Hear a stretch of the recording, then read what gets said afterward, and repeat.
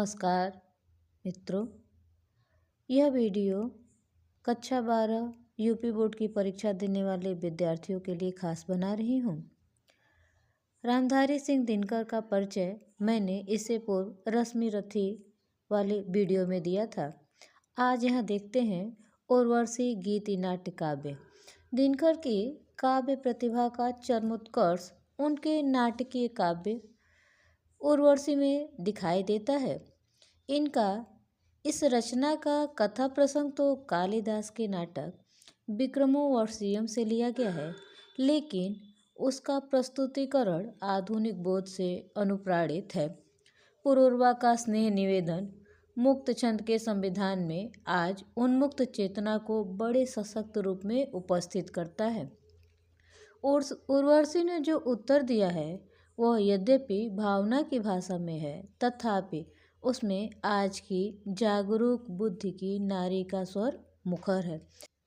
पुरूरवा उर्वशी के कथा प्रसंग की व्याख्या से पूर्व यदि यह जान लिया जाए कि इनकी कहानी क्या है, तो व्याख्या समझने में ज़्यादा सुविधा हो जाती है। 1961 में रचित उर्वशी कथा काव्य को 1972 में ज्ञानपीठ पुरस्कार भी प्राप्त हुआ। इसके 5 अंक हैं। इन 5 अंकों में देवी भागवत पुराण में वर्णित एक पौराणिक कथा का वर्णन किया गया है, जिसमें 2 ऋषि भाई नारा और नारायण भगवान ब्रह्म की उपासना कर रहे थे, ब्रह्मदेव को प्रसन्न करने के लिए। लेकिन उपासना की पद्धति में सबसे बड़ा विघ्न पैदा करने का कार्य करते हैं देवराज इंद्र, क्योंकि उन्हें ऐसा लगता है कि कहीं कोई पूजा उपासना हो रही है, कोई व्रत हो रहा है, तो निश्चित तौर से यह भक्त मेरे इंद्रासन को प्राप्त करने के लिए ही उपासना कर रहा होगा। इसीलिए उन्होंने रंभा, मेनका और तिलोत्तमा जैसी अप्सराओं को नारा और नारायण की तपस्या को भंग करने के लिए भेजा। इन ऋषि भाइयों की तपस्या तो भंग नहीं हुई, लेकिन इन देवलोक की अप्सराओं के घमंड को चूर करने के लिए नारायण अपनी जंघा पर थपकी देकर उर्वशी को उत्पन्न करते हैं। उर्वशी के दिव्य सौंदर्य को देखकर सभी अप्सराएं लज्जित हो जाती हैं। देवराज इंद्र को भी अपने कृत्य पर अफसोस होता है और वह ऋषि भाइयों से क्षमा मांगते हैं।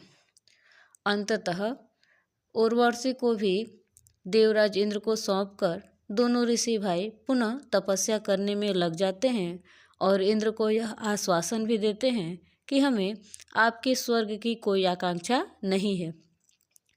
उर्वशी स्वर्गलोक आ जाती है।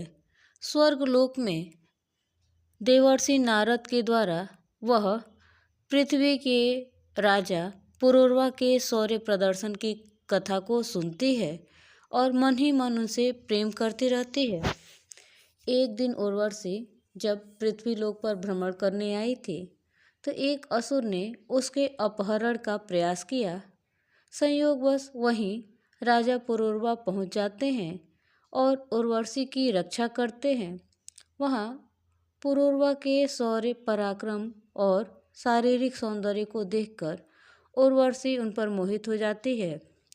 वह स्वर्गलोक तो चली जाती है, किंतु उसका हृदय पुरूरवा के पास ही रह जाता है।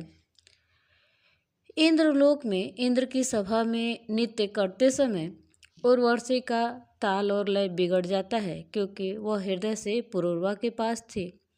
और जब देवराज इंद्र को यह पता चलता है तो वह अत्यंत क्रोधित हो जाते हैं और उर्वशी को श्राप देते हैं कि तुम्हें मनुष्यों के साथ जीवन व्यतीत करना होगा।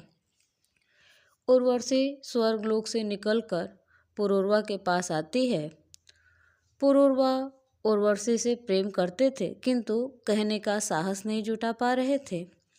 अंततः उर्वशी पुरूरवा से विवाह का प्रस्ताव रखती है, किंतु उस प्रस्ताव के साथ वह 3 शर्तें भी रखती है। उर्वशी पहली शर्त यह रखती है कि उसके द्वारा पालित भेड़ों की रक्षा का कार्य पुरूरवा करेंगे। दूसरी शर्त उसकी यह होती है कि वह देसी घी का बना हुआ ही भोजन करेगी, अन्य किसी पदार्थ का सेवन नहीं करेगी।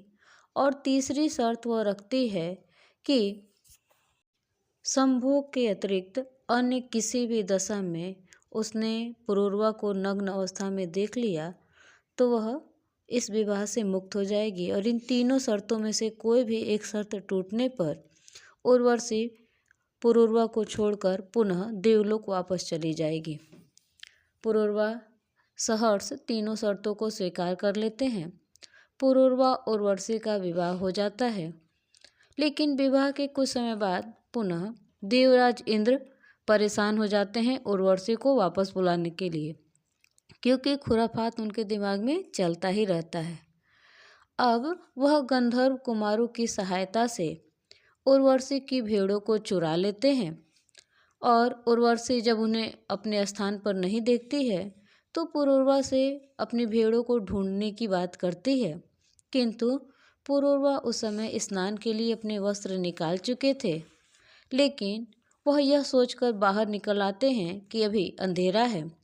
और जैसे ही पुरूरवा बाहर आते हैं, देवराज इंद्र बिजली की चमक पैदा करके चारों ओर प्रकाश फैला देते हैं और उर्वशी पुरूरवा को नग्न अवस्था में देख लेती है और इस तरह से उसे पुरूरवा को छोड़कर स्वर्गलोक आ जाना पड़ता है।